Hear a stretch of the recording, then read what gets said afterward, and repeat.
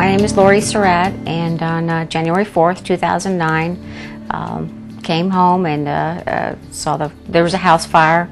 You pull up and you see flames coming out of the windows of your bedroom, and it's didn't handle it too well. I don't know how many people do. My first reaction was it was shock, and to tell you the truth, I'm still in shock. I loved the place. That was just my home. It's the only place I've lived. I drive a truck, and I was in Harrisonburg, Virginia when I got the call. When I left that morning, I had everything, you know, that normal people have. You can't tell no one and get them to understand until they've been through it, and it's something I would wish on no one.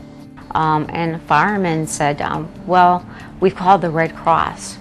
I thought to myself, I was like, well why?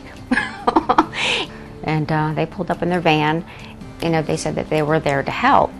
And it's still at that point, I was like, well, what can you help me with? You know, everything that I've been through for the past couple hours.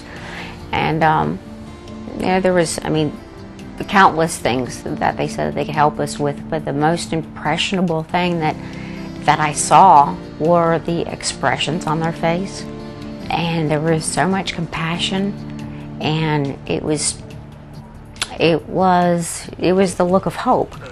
Most of the cases that we have are house fires, and so they were typical. When we got out to the scene, you could see the concern in Laurie's eyes, and the help we give them is temporary help. It gives them time to sit down and think about what's happened to them and what we're going to do next. You have nothing. You have absolutely just what you had on your back, and then you find out who your friends are and find out the gracious people that, like Red Cross, who works strictly by donations and volunteers.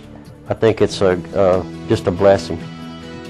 It has changed my life, and that sounds dramatic, but it really has, because knowing that those people came out as volunteers to help me made me want to do the same for other people.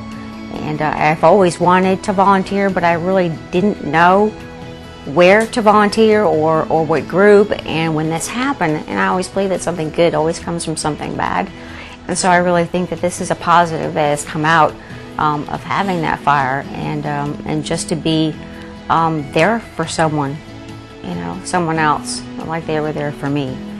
And not everything died, you know, that there's still pieces that are left behind that can still be picked up and carried on. You know, that the fire doesn't ruin everything, it doesn't kill everything. So, you know, we still try and pick up those pieces and you know, moving forward and start again.